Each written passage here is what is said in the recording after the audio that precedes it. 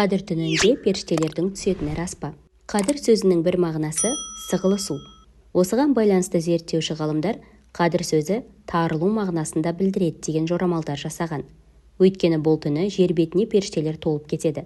Қадір сүресінде ол түні періштелер және Жәбірейіл оған Алланың сәлемі болсын, Раббыларының рұқсатымен әртүрлі іс атқару үшін түседі дейді.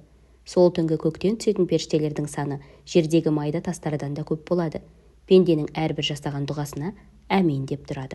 Қадір түнінде қандай дұға жасаған абзал? Қадір түні мұсылман баласы не тілесе де, Алла оның дұғасын қабыл ететін ерекше түн. Айша анамыз Алла оған разы болсын, пайғамбарымыздан оған Алланың салауаты мен сәлемі болсын. Уа Алланың елшісі, қадір түнінде қандай дұға жасайын деп сұрағанда, ол оған Алланың салауаты мен сәлемі болсын. Алла тағалам, сен кешірімдісің, кешіруді жақсы көресің. Менің күнәларымды кешіре көр деп дұға етуге кеңес берді. Қадір түні Рамазанның қай түні? Қадір түнінің қай түнге сәйкес келетіндігі тек Алла елшісіне, оған Алланың салауаты мен сәлем болсын ғана білдірілген. Алайда әрбір істі белгілі бір хикметпен, даналықпен жаратқан Алла тағала пайғамбарымызға ол түнді ұмыттырған. Десе де, ардақты пайғамбарымыз оған Алланың салауаты мен сәлем болсын өзінің көптеген хадистерінде Қадір түнін Рамазан айының соңғы 10 күндігінде және сол 10 күндіктің тақ түндерінен іздеуімізді бұйырған. Яғни Қадір түні Рамазан айының 21-і, 23-і, 25-і, 27-сі, 29-і күндері болуы әбден мүмкін.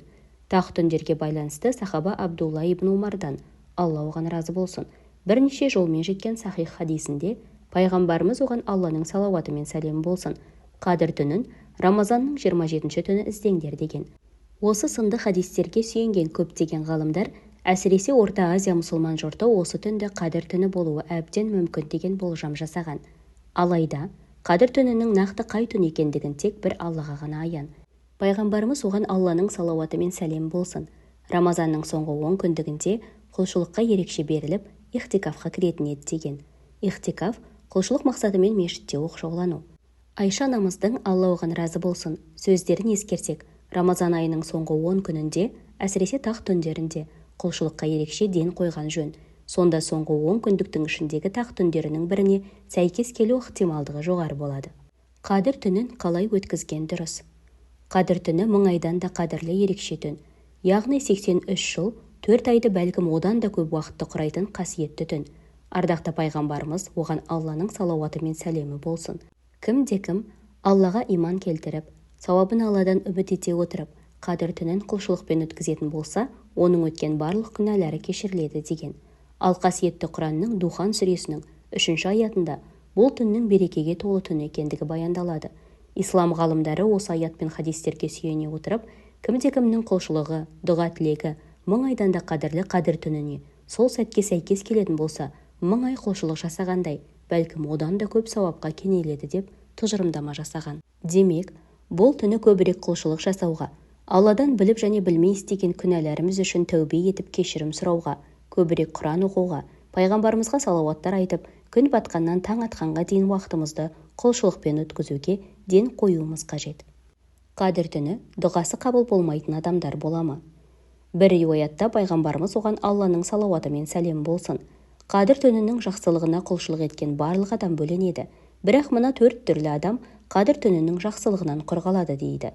Олар: ата-анасына қарсы келіп ренжіткен адам, туған туыстарымен байланысын үзген адам, арақ ішіп маскүнем болған адам және ызақор, кек сақтап араз болған адам. Қадір түнінің жақсылығынан мақұрым қалмас үшін осы істерден аулақ болып, адамдармен қарым-қатынасымызды түзеткен дұрыс. Ренжіткен адамдардан кешірім сұрап, татуласуға тырысқан жөн. Қадір түні Рамазанның 27-ші түні дегенге қандай риуаяттар бар? Убай ибн Қағып, Алла оған разы болсын, Аллаға серт, мен Қадір түнін білемін.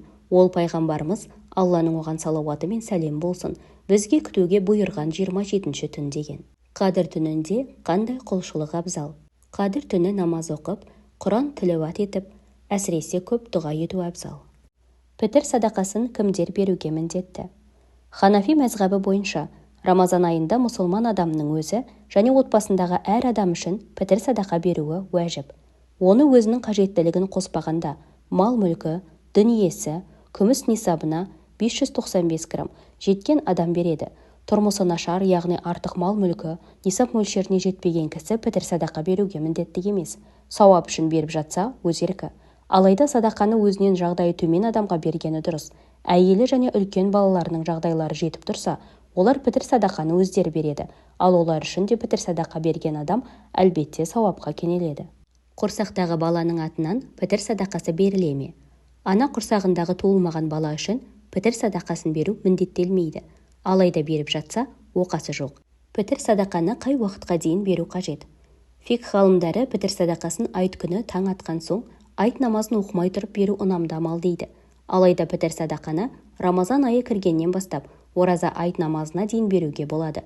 Көптеген адамдар соңғы күні пітір садақа беруді ұмытып, уақытын кешіктіріп жатады. Сондықтан Рамазан айының ішінде пітір садақасын беруге болатындығын ескерген жөн. Уақытында бере алмаған жағдайда кешіктіріп болса да пітір садақасын міндетті түрде беруге тиіс.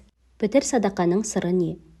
Пітір садақа оразадағы қате кемшілікті толықтырушы садақа. Сонымен қатар, кедейлерге ораза айтта мерекелеуге септігі тиетін садақа түрі. Абдулла ибн Аббас, Алла оған разы болсын, Алла елшісі, оған Алланың салауаты мен сәлем болсын, пітір садақаны оразадағы артық сөз бен әрекеттерден тазару үшін және кедейлерге ас, дастарқан болу үшін міндеттеді деп риуаят етеді. Пітір садақаны бір мұқтаж жанға ғана беру керек пе? Бір отбасы мүшелерінің пітір садақасын бір немесе бірнеше кедейге беруге болады. Сондай-ақ көптеген адамдардың пітірлерін қосып, бір мұқтаж жанға беруіне де рұқсат. Алайда, бір отбасының пітір садақасын бірнеше адамға бөліп бергенде, олардың қажеттіліктерін өтей алады ма деген сұрақ туындайды. Сол себепті пітір беруші адам осы жайтты да ескеріп, пітір алушы мұқтаж адамның қажетін өтеу мәселесінде ұмытпағаны жөн.